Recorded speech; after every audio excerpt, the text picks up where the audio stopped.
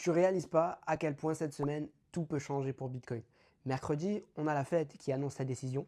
Et si l'histoire se répète, on pourrait avoir la fameuse jambe haussière sur ce cycle crypto 2025 qui aura lieu quelques semaines après la décision de politique monétaire de la Fed. Donc en 2013, en 2 mois, Bitcoin avait fait plus 1200%. En 2017, Bitcoin avait fait plus 600% en 2 mois. Et en 2021, il avait fait plus 75% en 1 mois.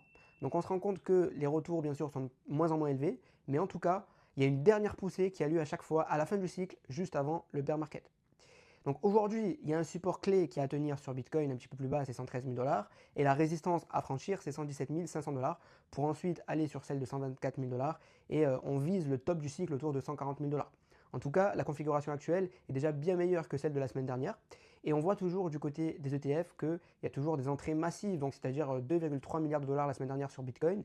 Et il y a eu 638 millions de dollars la semaine dernière sur les ETF Ethereum. Zéro sortie, c'est vraiment juste des entrées massives sur la semaine précédente. Mais attention, tout dépend du discours de Powell qui va avoir lieu mercredi 17 septembre à 20h30 heure de Paris. Les marchés attendent une baisse des taux et Trump lui-même parle d'une grosse baisse cette semaine, c'est-à-dire qu'il s'attend à ce qu'il baisse les taux de 50 points de base et non pas de 25 points de base.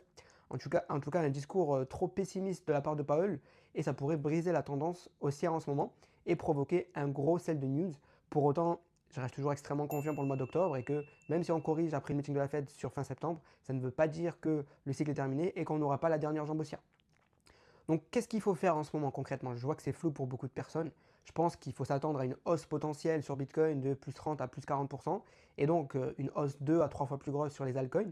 Il faut aussi garder la tête froide et prendre ses profits et avoir une stratégie claire de prise de profit avant le bear market puisque l'hiver crypto peut faire mal si tu ne prends pas tes profits correctement.